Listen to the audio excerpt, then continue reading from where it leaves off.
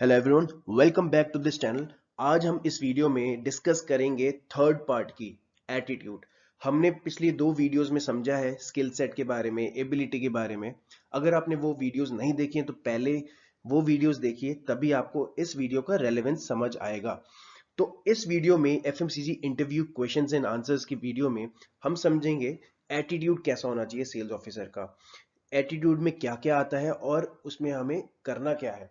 ये वीडियो थोड़ी थ्योरेटिकल रहेगी, तो प्लीज आप इसको ढंग से समझिएगा। जैसा कि मैंने पहले बोला कि हमने डिस्कस किया था अवेयरनेस और एबिलिटी पिछली दो वीडियोस में। जो ये वीडियोस हैं इनका मैं लिंक डिस्क्रिप्शन बॉक्स में दे दूंगा, जिससे आप वो रेफर कर सकते हैं। अब इस वीडियो में हम डिस्कस करेंगे एटीट्यूड के बारे में। आइए चलिए। तो पहला पॉइंट है जो मैं डिस्कस करना चाहता हूं, वो है टारगेट ओरिएंटेड। हर एक सेल्स ऑफिसर को टारगेट ओरिएंटेड होना चाहिए। ये फर्स्ट एंड फॉरमोस्ट पार्ट है सेल्स में होने के लिए। अगर आप सेल्स में हैं तो आपको टारगेट अचीव करने हैं। चाहे आप कितनी भी मेहनत कर लो, कितना भी कुछ कर लो, टारगेट अचीव नहीं होगा तो आप कुछ नहीं हो। राइट। तो टारगेट जो होते हैं, annual operating plan company AOP बनाती है, तो आपको उसको अचीव करना है। लेट्स से आपकी टेरिटरी का जो टारगेट इस मंथ का है 25 लाख।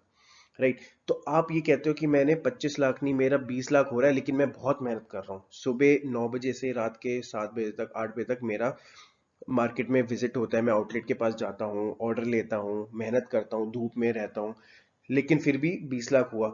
ये कोई एक्सक्यूज नहीं है। राइट। हमें हमेशा अपने टारगेट्स को अचीव करना है। उसके लिए क्या सपोर्ट चाहिए कंपनी की, आपको और क्या लर्न करना है, आपको कैसे रिटेलर्स से पिच करना है, उसके बारे में आपको सोचना है। Right. So we should always be target oriented. We should always hit our incentives. अब जो कंपनी ने आपको टारगेट दे दिया, उसके ऊपर आपको इंसेंटिव्स मिलते हैं। अगर आपने उसके ऊपर 10%, 15%, 20% अचीव किया तो क्या है, कंपनी जो आपको सैलरी देती है, वो सैलरी इसलिए देती है कि आप टारगेट अपने नॉर्मल कर लो, लेकिन जो इंसेंटिव है ना, वो ही आपको पुश करता है और बेटर करने के लिए। राइट। तो अगर हम इंसेंटिव्स नहीं कमा रहे हैं तो मतलब हम अपना काम जस्टिफाई नहीं कर रहे हैं। इंसेंटिव्स कमाना सबसे इंपॉर्टेंट है सेल्स में। उसी से आप ग्रोथ भी करोगे, उसी से आप सेटिस्फाइड भी रहोगे। राइट। तो अगर हमारा कोई भी टारगेट है, जैसे हमने 25 लाख की बात करी, उस पे 10% ग्रोथ या 20% ग्रोथ पे आपको और एक्स्ट्रा इंसेंटिव्स मिलते हैं, तो हमेशा we have to plan for those targets जिससे हमें इंसेंटिव्स मिले। राइट। अब दूसरा पॉइंट है नेवर से नो। हमारा जो एटीट्यूड होना चाहिए, हमें कभी भी ये नहीं बोलना चाहिए अपने बॉस को, नहीं सर ये नहीं हो पाएगा, इतना अचीव नहीं होगा, नहीं कर सकता, ये नहीं। तो जो बॉस है ना, वो आपके ना से ना इरिटेट हो सकता है, उसको लगेगा कि नहीं यार ये नहीं करेगा, आप पहली हार मान रहे हो। राइट। आप आपका जो एटीट्यूड होना चाहिए वो होना चाहिए कि हाँ मैं कर सकता हूं। हम एंड तक देखते हैं, लास्ट डे तक हम कोशिश करेंगे, अपनी बेस्ट देंगे कि इतना अचीव करना है। और मैंने बहुत बार देखा है कि हम जब अपना बेस्ट देते हैं ना, और पहले ही जो सोचते हैं कि नहीं नहीं हो सकता, तो वो तो कभी नहीं होगा। लेकिन जब आप बेस्ट देते हो और कोशिश करते रहते हो, तो एंड तक वो अचीव हो भी जाता है। राइट। लेकिन ऐसा भी नहीं है कि आप बॉस को हर चीज में ना बोल रहे हो कि नहीं हम कर लेंगे कर लेंगे कर लेंगे, और बाद में नहीं होता है, और बार बार ऐसा हो रहा है कि नहीं हो रहा है। तो जो बॉस है आपका, वो आपके ऊपर ट्रस्ट नहीं करेगा अगली बार से, वो सोचेगा कि ये तो हर बार हाँ बोलता है और होता नहीं है। राइट। सो ये एक ना बहुत ही फाइन लाइन है यस और नो बोलने के बीच में। सो आपको समझ आना चाहिए कि कब हाँ बोलना है, कब ना बोलना है। जब सेल्स की बात आती है, जब कहा जाता है कि ये अचीव करना है, तो हमें पहले से ही ना नहीं करना है। हमें पहले समझना है, अंडरस्टैंड करना है, डेटा होता है हमारे पास, एनालाइज करना है कि क्या क्या परम्यूटेशन कॉम्बिनेशन है, क्या पॉसिबिलिटीज हैं। अगर वाकई में बहुत ही extreme, next level, beyond expectation, impossible target दिया गया है, तो आप सीधा ना बोल सकते हैं। लेकिन अगर एक पार से 10%, 20%, 30% थोड़ा एक्स्ट्रा एफर्ट डालने पे हो सकता है, तो आपको एफर्ट डालने हैं। एंड लास्ट डे तक कोशिश करनी है, और फिर नहीं होता है तो आप बता सकते हैं कि ये रीजन था, इसकी वजह से नहीं हो पाया। राइट।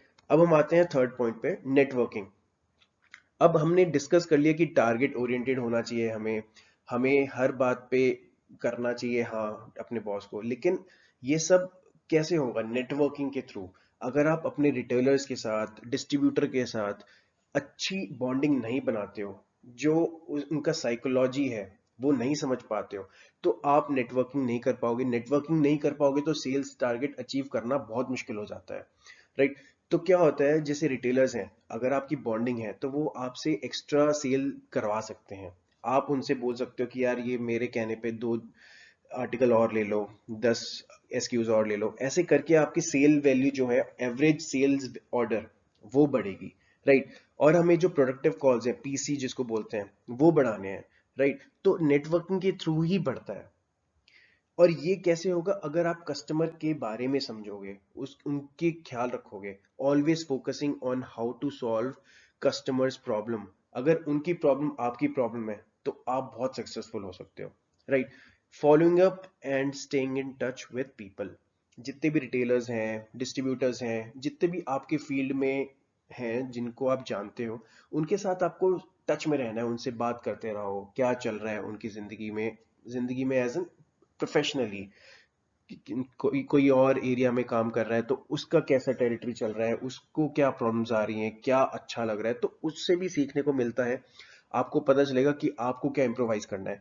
तो जब आप नेटवर्क करते हो तो बहुत चीजें सीखने को भी मिलती हैं, और बहुत सारे कॉन्टैक्ट्स बनते हैं, उनके थ्रू आप और ज्यादा सेल कर सकते हो। अब आते हैं फोर्थ पॉइंट पे, डिसिप्लिन एंड पेशेंस। जब आप मार्केट जाते हो तो दो सिनेरियो आप समझो, इमेजिन करो। एक इमेजिन करो जब आप वेल ड्रेस नहीं हो, आप अनटाइडी हेयर हो, दाढ़ी बढ़ रही है, आप रिटेलर के पास जाते हो और बोलते हो कि मुझे ऑर्डर दे दो। तो अगर उसको रिक्वायरमेंट होगी तो हो सकता है थोड़ा बहुत ऑर्डर दे दे, लेकिन वो जो आपको देख करना उसको शायद मजा ना आए, उसको इंटरेस्ट नहीं आएगा।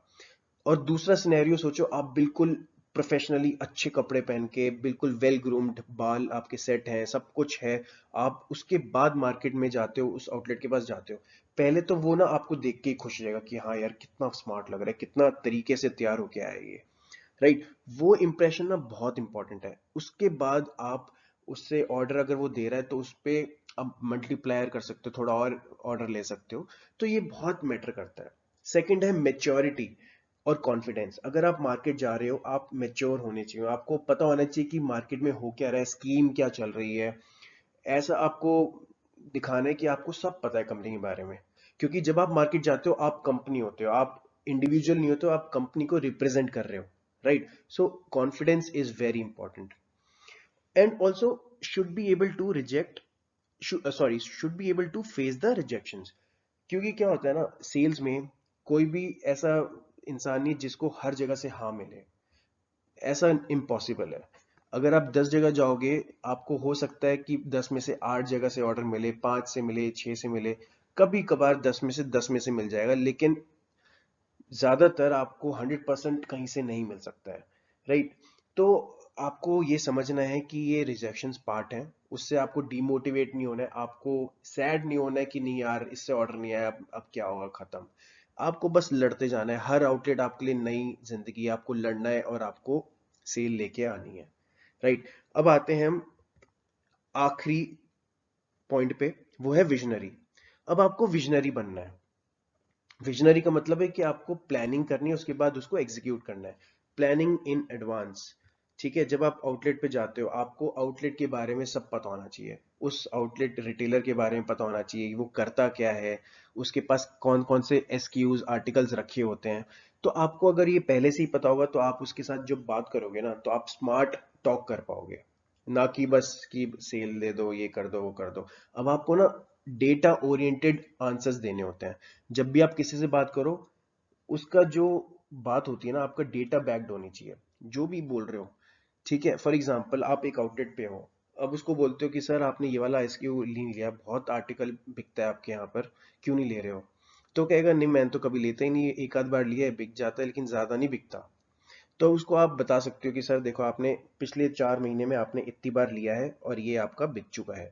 तो आप अगर आर्टिकल के बारे में या कोई भी डिस्कशन करते हो डेटा से रिलेटेड, तो वो आप सक्सेसफुल हो सकते हो, राइट। तो आपको पता होना चाहिए कि क्या चल रहा है और कैसे कन्विंस करना है।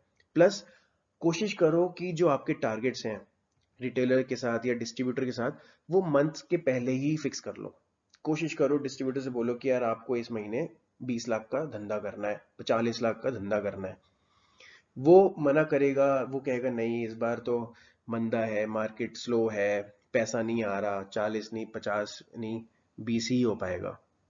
तो फिर आपको डिस्कस करना है क्यों होगा, कि इतने आउटलेट्स हैं, इतने, इस आउटलेट के एवरेज के हिसाब से इतना तो हो ही जाएगा। ऐसे करके आपको नेगोशिएट करना है, राइट। और एक टारगेट सेट करना है जिसके उसके माइंडसेट में रहे कि हाँ यार, इसके आसपास तो मुझे इस कंपनी का अचीव करना है, राइट। तो ये सब वैल्यूज अगर आप अपने अंदर इम्बाइब कर लोगे तो बहुत आसान हो जाता है सेल करने के लिए। जो हमने पिछली वीडियो में डिस्कस किया था स्किल सेट के बारे में, वो तो सबसे इंपॉर्टेंट है ही, कि अगर आपको पीजेपी बनानी है तो कैसे बनानी है, अगर आप आउटलेट पे जाते हो प्रोडक्टिव कॉल्स बनाने हैं कैसे बनाने हैं, राइट। उसके अलावा जो ये एटीट्यूड होता है ये बहुत इंपॉर्टेंट होता है। ये एक स्ट्रक्चर लेआउट बन जाता है जिसकी वजह से आपका जो नॉलेज है, एजुकेशन है, वो एक काम आ जाता है। अगर एजुकेशन है आपके पास लेकिन आपके पास एटीट्यूड नहीं है, अगर आप बिल्कुल ही नॉर्मल जा रहे हो, देख रहे हो, मोटिवेटेड नहीं हो, तो वो एजुकेशन किसी काम की नहीं है, आप कुछ कन्विंस नहीं कर पाओगे, राइट। तो दोनों का कॉम्बिनेशन बहुत जरूरी है। ऑलराइट, सो इस वीडियो में इतना ही था। आई होप आपको ये तीनों वीडियोस बहुत पसंद आई होंगी। ये सेल्स इंटरव्यू के लिए है खासकर। अगर आपको एफएमसीजी से रिलेटेड कोई भी इश्यू है, कोई भी क्वेश्चन आता है, तो प्लीज आप मुझे कमेंट्स में बता दीजिए, उसके बारे में हम वीडियो बना लेंगे। ऑलराइट, तो हमने इस वीडियो में जो डिस्कस किया है और जो पिछली दो वीडियो में किया है, अवेयरनेस, एबिलिटी और एटीट्यूड। तो ये तीन जो अप्रोच है, 3A approach, awareness, ability, attitude, अगर आपने इससे रिलेटेड सारे क्वेश्चन समझ लिए, इसके रिलेटेड सारी थ्योरी पढ़ लिया, तो आपको कोई इशू नहीं आएगा कोई भी इंटरव्यू क्रैक करने में। Alright, so thank you guys for watching this video.